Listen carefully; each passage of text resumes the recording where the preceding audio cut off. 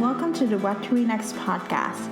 In this podcast, your host, Gloria and me, will invite a bookish guest to share their favorite book recommendation. If you share a passion for books and always looking for your next read, then join us. Hi, Bree. Hi, Sarah. Welcome to What to Read Next podcast. Hello. Hey, thank you for having us. Yes. So happy to have you both. So let's chat on what you've been up to since you started a new podcast this summer. So tell us all about it. What have we been up to, Sarah? The pandemic made us do it. Yeah. Honestly, yeah.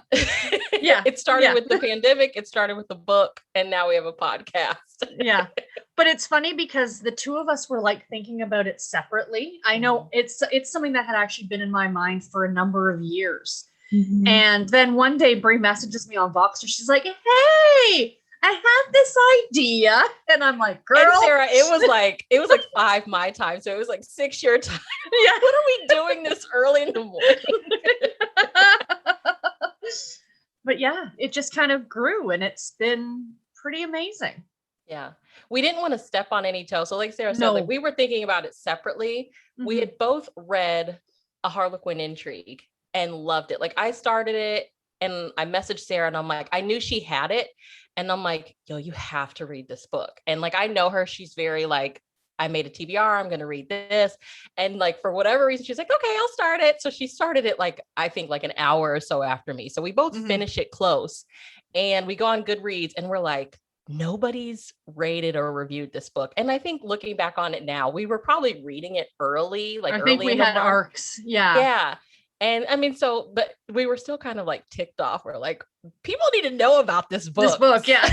So that's really kind of how so we kind of stewed on it for like weeks. And then I messaged her. I'm like, do you think, because she's part of Read Bliss. And so I'm like, do you think Harlequin would ever start a podcast? Like if they are, then we won't entertain the idea. And she's like, I don't know. So what did we do? We reached out to the great Stephanie over at Harlequin. From the Harlequin publicity team. Like, if this is in the works, we'll leave it alone. And she's like, go for it. It's not in the works. And now here we are. Yeah, pretty much. Oh my God. I love that you reach out to the great Stephanie because I love Stephanie too. So Stephanie's amazing. Yes. The greatest to do it, man. Right? She's amazing. Oh my gosh, I'm so excited. So Sarah, you're like a seasoned category romance, reader. So tell us your category romance journey, and which ones are your favorite lines? So I've been reading them for, God, I'm going to show my age, over 20 years now. And I picked age, girl. You're fabulous. You're just 21. Right? You just started 1 year old. I started them when I was a year old, right from the cradle. My aunt read and we found this talking to other authors, that a lot of authors got their start when they were young, getting them off their sisters or their mom. I remember my aunt reading them, but I mean, I would just kind of look at them and be like, oh yeah, those were Aunt Sandy's books. And then I was going up, it was actually in the summertime, I was going up to the cottage and I stopped at some store for something. And I saw a Harlequin duets novel, which are no longer being published. And they were 2 rom-com books in one. So you're getting 2 full-length novels in one. And I'm like, oh, I need something to read for the next week while I'm up at the cottage. So I grabbed the book. I finished it that day. I'm like, okay, now I need to go back into town and buy all of these. And I was hooked. That just got me hooked because I have always been a series reader. I loved the Babysitter's Club and Sweet Valley High when I was a kid, because there's something about knowing what you're getting into when you pick up either a series book or a category book. And that's why I keep saying how much I love category, because people will pick up a book and especially now with all these very cartoonish illustrated covers, you pick up that book, you don't know the spice level, to be honest. You don't know what kind of, if it's going to be a really serious book or a very light and fluffy book. But with category, if you see an intrigue, the spice levels. If you've read them before, the spice level is going to be low. It's going to be high drama, high action, a bit of romance in there. So you're safe. And that's why I love them so much. And so the intrigues are my favorite. I love, because I just love the romantic suspense. The romantic suspense line's another favorite. I missed the duet line. Oh my God, I missed the Blaze line so much. Bree and I have talked about this so much to the people at Harlequin. Bring it back. They would never let us in the building. No, God, no. Get security. Yeah, we'd be outside protesting. But it's funny because everybody we talk to is saying the same thing. Like they miss like the Blaze line, and there's certain lines. But yeah, so I have pretty much been reading them for about 20 years, and I love them because exactly as I said, you know when you pick one up what you're going to get, and there's no real surprises generally most of the time. Yeah. So how about you, Bree? When did you start reading category? And you've been accumulating quite a few over the past years since the pandemic started. Sarah's fault. One or two. Dozen. So I like y'all both know, I didn't start reading romance until like 2 weeks before I was turning 30. So like 2017, and like started reading romance or whatever. And then I found Sarah on YouTube. And by this point, I had found like that romance was being talked about on YouTube. And just for me, like every time I find somebody that's doing something different, it feels like you discover that community all over again. So when I found Sarah, I was like, okay, here's this woman talking about romance, but she's talking about something that none of the other girls are talking about. And I was hooked. And so really it was like, I was like, I want to be her friend because she's talking about stuff nobody else is talking about. So kept watching her videos, commenting, we become friends. And it was really through her. And it was like, wow, like I've literally been around these books my whole life, but I hadn't noticed them because I wasn't thinking about them. I don't know. So yeah, it was really through Sarah, and like you keep hearing her talking about these books with excitement, and like she really believes in these books and loves these books. And it's like, I'm gonna try one. And what I've learned like from her, like she has this amazing video about series that have been discontinued. I forgot what you titled it. The Ghosts of Harlequin Past. Yeah, the Ghosts of Harlequin Past. Yeah, and she put it out last year, like during Halloween. At Halloween, yeah. Crazy. But like, just, you know, anything that you like, category probably has. Like, I love paranormal. I love horror. Like, I grew up reading horror. So it's like, well, why haven't I explored paranormal more? Well, Harlequin category romance has had tons of paranormal series, the Nocturnes and the Shadows and the Gothic line. So literally whatever you like, they probably have or have had a series for. And then one thing that I learned from Sarah too, a lot of our favorite authors, like I love Jill Shalvis, I love Debbie Macomber, she's my first romance author. They wrote category romance. So like their backlist is so much more like crazy long than you probably realize. So yeah, it was really thanks to Sarah. You're welcome. So I'm so happy like I get to do the podcast with her, because she has like the OG mentality where I'm like, screw them, they're getting rid of Dare. She's like, hold on a second, they've done this before, this happens. Like, calm down. I love this. So let's see. Let's try about some recommendations. Let's try about some romance, some category romance. Do you have some recommendations based maybe on lines or maybe some specific authors that, you know, or tropes that we should look for, you know, that are easy to find in these category romance? Should we start with the one that started the podcast, the Katie Richards? Go ahead. Yeah, it was definitely on the list. Pursuit of the Truth by Katie Richards. It's a Harlequin intrigue novel. And oh my gosh, Brie, right from the get-go, it was just like action, you know? Yeah. She gets thrown in front of a car and then, you know, like a taxi. Yeah, in New York. Like on the third page of the book. I'm like, what are we reading? What the heck is this? But it was a great, we learned from talking to other authors, the difference between the intrigue line and the romantic suspense line. So the intrigue line, the intrigue part of it, or the mystery or whatever you want to call it, is front and center. The romance is like B plot. Whereas with the romantic suspense line, the romance is plot A and the action is part B, is like the B plot. And this one though, the one by Katie Richards, I mean, it brought it.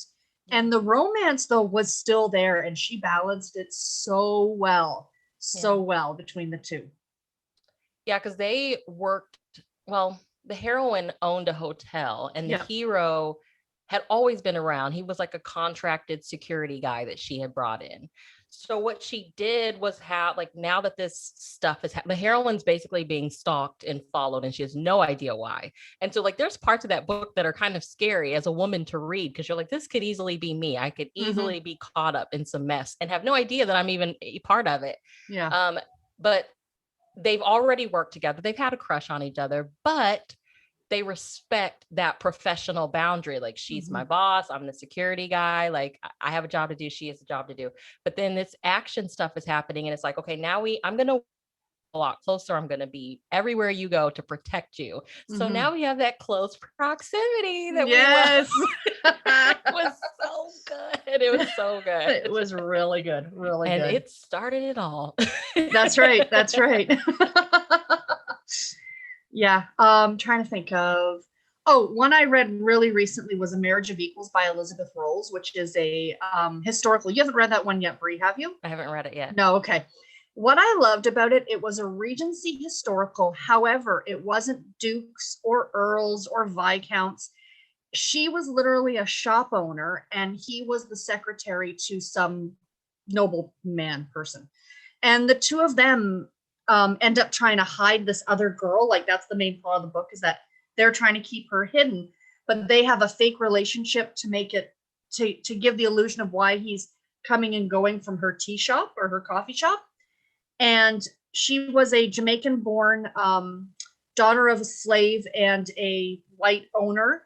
And she came to England, and he's a white man. So it was a great diverse read as well. I really loved it. But the part that got me with that one, because I'm such a history buff, was, as I was telling Brie when I finished it, there's an author's note at the end about where she based the main character off of. And I loved it. It was so good. If you want a really good diverse historical, you need to check that one out for sure. Okay, I add it into my TBR. Yeah, I got like a middle of the night message, like, I loved the book. And then I got to the author's note, and I loved it even more. Yeah. Sarah's such a sucker for a good. I'm like, author's you're the only note, person that reads the author's note. Now I need to, like, I like upped my game, and like I read them first. I mean, Harlequin authors, we're lucky, like they tend to write us a note before the book starts, which I think is so sweet. It feels so old school. But then I'm like, okay, the book's over, but here's Sarah still reading the author's note. Yeah.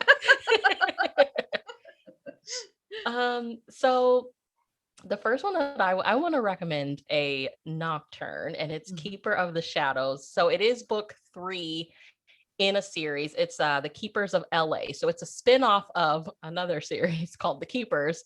And it's Heather Graham, Alexandra Sokoloff, and I think one other author, I'm blanking on her name, but they kind of tag teamed the first series and then this series together. But in Keeper of the Shadows, the heroine is what they call a keeper, and she's basically there to keep the peace between the paranormal world and the human world.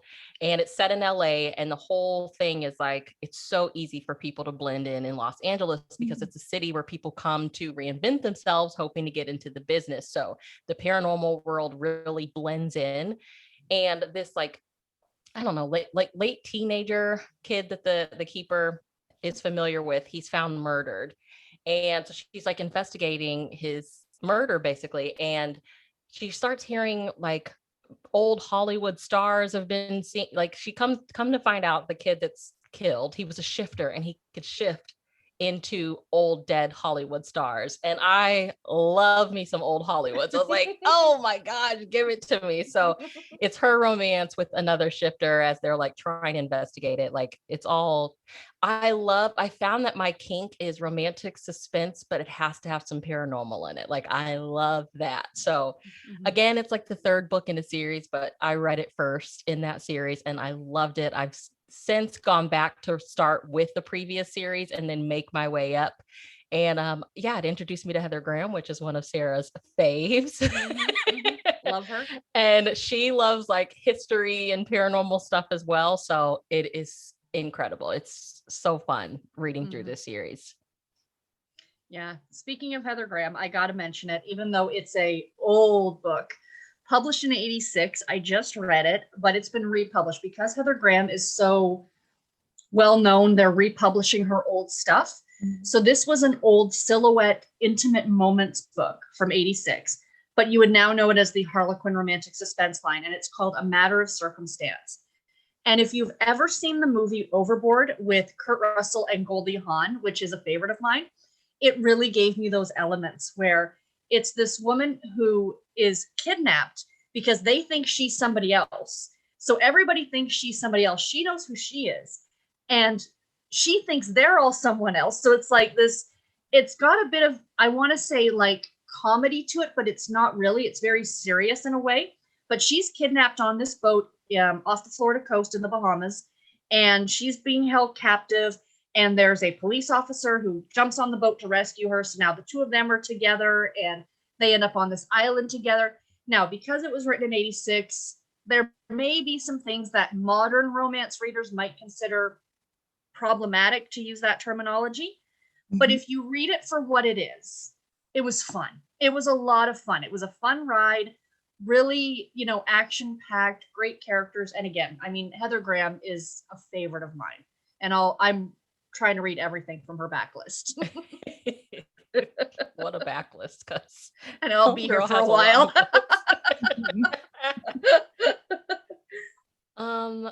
So I want to mention a Desire that we read, and we Waking Up Married by Reese Ryan. She was our first guest on the podcast, and it was so much fun. But we love the whole childhood friends to lovers. So if you're a fan of that, Dallas and Zora, their romance is just so. I felt like this book reminded me of the movie The Hangover. Yes. Reese Ryan mentioned the title, and I was like, oh, I could see like another movie, and I was like, I could see that, but like the first half of it, it felt like a romantic comedy because of the way she situates things. Like they're best friends. They go to Vegas because the hero has some event, and he's like, hey, I need you. Can you come and like be my guest? And she's like, sure. They've been best friends forever. She like protected him from bullies on the playground back in the day, and their friendship just has blossomed. And so they're in Vegas. They go to his event, and then they're like eating brownies in the hotel room, not knowing that they're edibles. I remember her saying like, I don't think they are going to let me do this. And they let her do it. Mm-hmm.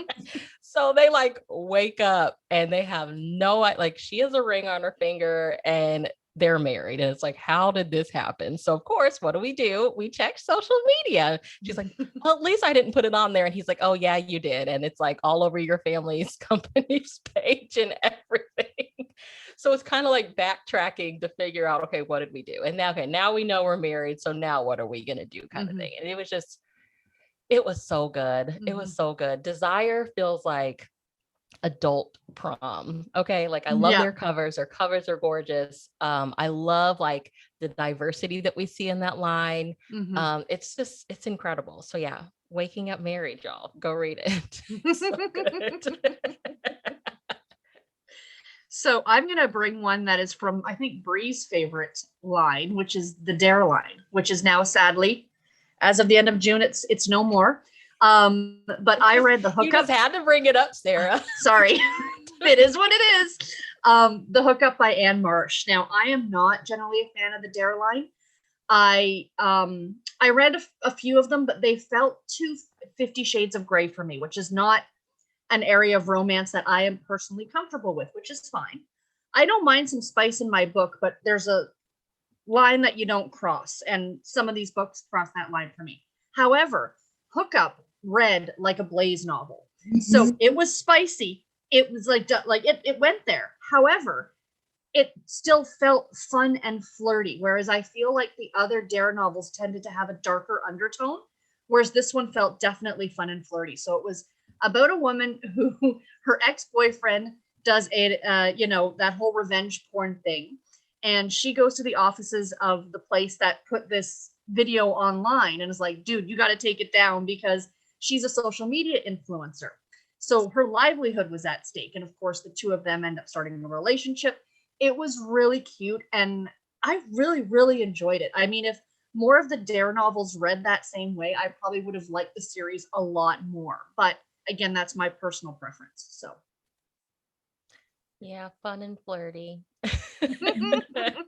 The more that I start to now read Blaze, I'm like, yeah, they were like definitely fun and flirty. But I mean, Anne Marsh, that's where she got her start, was writing for Blaze. So that's her comfort zone, in my opinion. Yeah. Mhm. Blaze seemed to have everything. Like one of the books that we're going to read this month. What is the first? Is it Dead Sexy? Dead Sexy. Kimberly Cowboy Race. vampires. Oh my God. It's a series. It's what? Love Me at First Bite. Yeah, Love at First Bite is what Love it's at First called. Bite.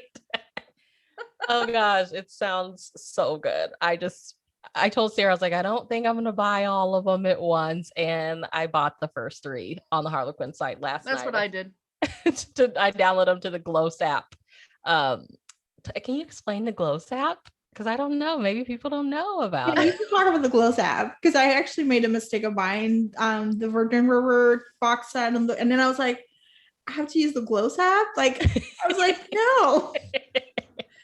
I'm back in the day, you used to be able to just download the Harlequin ebooks if you bought them off the website, but now they have an app that is, I don't think it's just Harlequin. It's Harlequin, HarperCollins. There's a whole bunch. But anyway, you log into the app. You have to download the app, GLOSE, I think is how it's spelled. Mhm. And you log in with your actual harlequin.com login. And then it brings up like your library is all of the books, the ebooks that you've published. And then you can just use it as you would your Kindle app or your Kobo app or whatever. And you know what? I was really hesitant towards it at first just because I love reading off my Paperwhite and I prefer that. But it's not bad. And for a lot of people, and I know Bree, you enjoy doing the text to speech. The app does text to speech for these books. And I actually told me that, I was like, download. I actually think it's more pleasant to listen to than the Kindle text to speech. That's just my opinion. But yeah, so it does have that option. But that's all it is. It's just like Harlequin books only, that kind of an idea. So yeah, if you buy them off the harlequin.com website. Yep. Mm-hmm. And they had like yesterday, so I don't even know what today is, but Every Friday there's a sale. The sale, yeah, there's a sale. Every Friday there's a sale. Buy Like, don't buy it any other day, just buy it on 50% off. Friday. That's right. That's what I always say. Just buy on Friday. So I bought the first 3 in the Love at First Bite, and then I can't even remember the other 2. I know I bought like, I think a Jane Godman and a Michelle Hoff paranormal, the Nocturne. I think I bought 2 of those. I just bought like all 5 were old books because me and Sarah, we buy them so early that now I'm like, oh, well, I have most of everything that I wanted. Comes out in June. Yeah. I got all 3 of the cowboy vampires using my Harlequin rewards points. So they were all free, which was brilliant. Yeah. That's another thing. I mean, for people that are interested, if you do buy from the website, or Sarah's even broken down a way, if you buy them from Amazon, you get rewards points. So I've been keeping up with it now. Just off of my order yesterday, I got 3,500 points. And I'm like, I don't know what there's this a free means, ebook, but that's a free ebook because it's 2,000 points for an ebook and 5,000 for a physical book. Perfect. So another one. So let's do some presents. So I have 2 presents. Go for it. We've talked to, oh gosh, I have to do 3 because I mean, we have to do 3. Hello. So let's see. We have Queen by Royal Appointment by Lucy Monroe and Stolen in Her Wedding Gown by Amanda Chinelli. They're both June releases. Queen by Royal Appointment. It was so intense in the beginning. And I'm a very newbie to the royalty world. Like Sarah and I were messaging about it one day. I was like, I don't know. It's something about royalty. Like, I just don't care. And she's like, you're an American. She's like, here in Canada, you know, it's a lot different. Like, we the follow Queen's them on our money. Yeah. So I was like, I think you're right. So, but it starts off very intense. I was confused a little bit just because I am so new to royalty stuff. So all the terminology and you got to marry this person and stuff, it went a little bit over my head, but it's about this girl, Natalia, who at 18 signs this contract that she has to marry this guy, Constantine, who's a prince, or essentially him or anyone in his family. But they have to spend like 10 years apart. So they do. She's big on fidelity and honesty because of her daddy issue stuff. And so she learns that during the separation period, he's not holding up his end of the bargain and being not sexually active. So she agrees to do this magazine column of like 10 first dates, which it's nothing sexual or even about the date itself. It's mostly like what to wear cute on 10 first dates. But he thinks, oh, you went on these dates, so you obviously like slept with the guys after. And she's like, no. So she refuses now that the day has come. I'm not marrying him. He was sleeping with girls during this period. So his brother, Nikolai, steps in and he's like, well, I think you should still marry someone in our family, so I'll do it. And she's had a crush on him since she was a kid. So it's really like the girl getting the guy, but he's a widow. He has been married before. And she doesn't believe that she'll ever live up to his previous wife. Unbeknownst to her, like his previous wife wasn't a bad person, but she wasn't really about that royal life. Okay. So he's dealing with the baggage from that. But it was so good. He doesn't think he's romantic at all, but like Lucy Monroe nailed it with those little romantic gestures in this. He's constantly like rubbing her hand and kissing the inside of her palm. And I'm like, you don't think you're romantic, Nikolai, and you are so romantic. So good. So definitely check that one out. Amanda's Stolen in Her Wedding Gown is the first book in her, oh my gosh, it's a new series that she's doing. And all of the heroines will be some type of neurodiverse, which I think is incredible.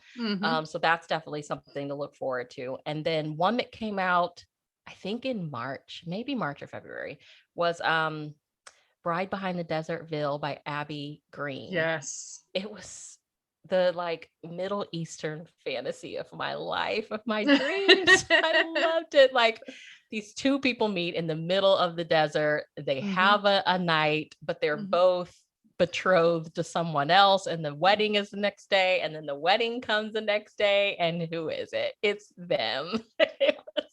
It was so good. So those are 3 Harlequin Presents. I'm really new to Harlequin Presents, but it is a lot of fun. It's so like Sarah's always told me, like, this is the fantasy, the romance fantasy.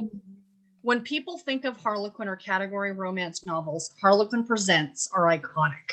Yeah. And, you know, all the authors we've talked to, most of them have said their first Harlequins were Presents novels because they have that element of fantasy that, you know, it's amazing. They're amazing. And it's cool now to go to like get into that series that, you know, is so popular and that most of these authors like started with. Yes. So like just chatting with like Nadine Gonzalez, for instance, she grew up in Haiti and they would get them secondhand from like France. They would like their Goodwills would ship them to Haiti. So as a kid, she was, you know, getting these books from like the Goodwill or whatever in Haiti and reading, and it was Harlequin Presents. Yeah. It's just like so cool to now be reading those books and kind of experience the books that set the plans in motion for most of these writers to start writing in the first place. Exactly. Yeah, for sure. And some special edition, I think, Brie, we need to touch on. We need to touch on a couple special editions. So we interviewed both these authors. We talked to Tara Taylor Quinn, who was actually our first. Was she not? She was our second. Our second. That's right. That's right. And so I read a book by her called Their Second Chance Baby. And I've been a fan of TTQ for many, many years, but this was actually her 100th book.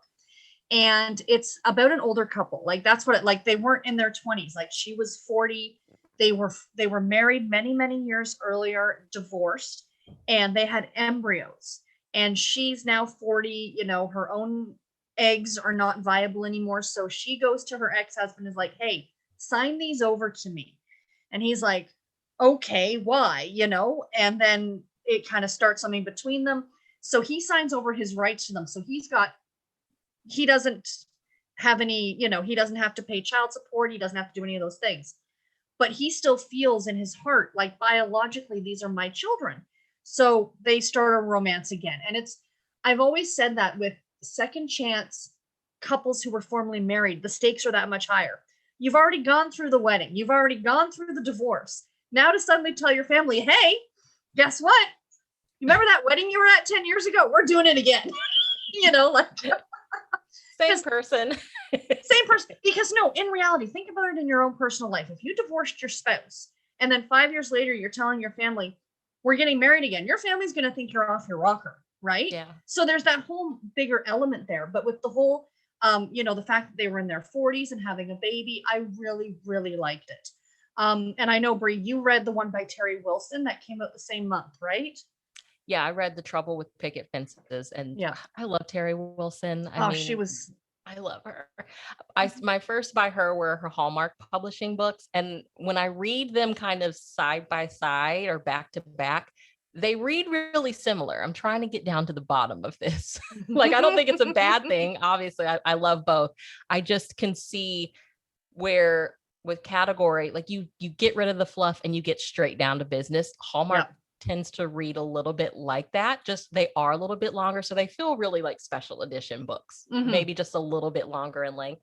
But so I read The Trouble with Picket Fences. What I like about Terry Wilson, so what I've read so far is like, she will take an idea and just like put it in the middle of a page and just come up with all these other ideas that she can explore that. So in The Trouble with Picket Fences, the whole thing deals with white picket fences. The heroine moves from Texas to Vermont. She has this cottage she's bought online. She gets there, there's a white picket fence. She doesn't want that. She's been told in the past, you're not the mom white picket fence type of person. So this object is like, reminds her of her past, get rid of it. And the hero in the book has some medical issues going on. He's a single dad. And so he's kind of like mentally put these fences up around himself to protect himself. And I just loved it so much. The characters are a little bit older. It's small town, but like Terry Wilson's books are so fun. She still finds a way to like sprinkle in fun in her books. And it was good. It was so good. So yeah, special edition is bringing it. I love the special edition books. I really do. They're fantastic. Yeah. If you want like contemporary, mostly small town, they will do some big city. Like we've been trying to research and like really understand what each series wants. I think if you're just a contemporary romance lover and you don't need all the glitz and glam, special edition is it. And the heat level in those books depends on the author. Like Terry Wilson, I think her newer stuff, there isn't any of it, but there are other authors like the Harlequin team pretty much leaves it up to the author for the spice level. You're not going to get a Dare type spice level, but you are going to have some, scenes where you're in the bedroom with them, if you will. And then you're going to have other books where it's just implied. So, depending on where you're comfortable, find an author that you like and read through their backlist. Yeah, I remember I was reading An Officer and a Fortune by Nina Crespo, which is a special edition. And I messaged Sarah in the middle of the night. I was like, there's sex in this book and it's a special edition. So it just depends. It depends. And then in the Terry Wilson, it was never even mentioned. So, you know, it just depends on what you want. Find the author and it's there. Pretty much. Yeah. I love this. So I love all these recommendations. Is there any final ones? So you're like, any final category you're like, it's an oldie but a goodie that you should check out, or what suggestions would be for newbies to the genre? I know you gave us recommendations from different categories, which is perfect, but what would you tell a newbie? Go ahead, Sarah. Find whatever, like you said it earlier, Brie. If you like romantic suspense, check out the intrigue line or, the romantic suspense line. If you want small town category or small town contemporary, the heartwarming line is perfect. Or, like we said, the special edition line. If you want faith-based romance, go to Love Inspired. There's some really great ones put out by Love Inspired. Belle Calhoun people. Hello. Yes. And Terry Wilson actually wrote her first books for Harlequin were for Love Inspired. There's a ton of stuff out there. If I wanted to give a recommendation for like my end all be all favorites, I actually have to say it's the trilogy by Tiffany Rice that she wrote for Blaze. Ooh. Yes. Read them in the full. Read her Halloween treat. Her Halloween treat in October, and then the Christmas one is the one I've read. I need to read her Halloween treat. But there's literally one for like October, November, December, and just read all three of them. They are an utter delight. They're like my favorite. Yes, I love it. I'll put it on the show notes. My favorite one is November. Is the Thanksgiving one where there's like fake relationship. They have like he has like a single parent, but he has like a grown adult, like not a grown teenager. And and his daughter works for the heroine. Yeah, that's right. Yeah. I loved it. Oh God, it was so good. When he stands up to her parents, it was classic. Yep. I love that one. Yeah, I think just and we're still learning. Like we were under the assumption that Harlequin was the only publisher putting out category, and we're learning that like that's not necessarily true. Like we're hearing that Entangled has a category series. We're just trying to figure out, okay, where do readers find it? How do we know? How do we know that this specific book falls under category? So we're in the process of like trying to learn all of that. But I think like we said earlier, figure out what you already read and then see what's out there. But then part of the fun is going back and finding the old stuff. I mean, there's so many series that are no longer with us. It sounds like somebody that's passed away. But I mean, like Temptation, I learned about that from Sarah. So I've been hauling those.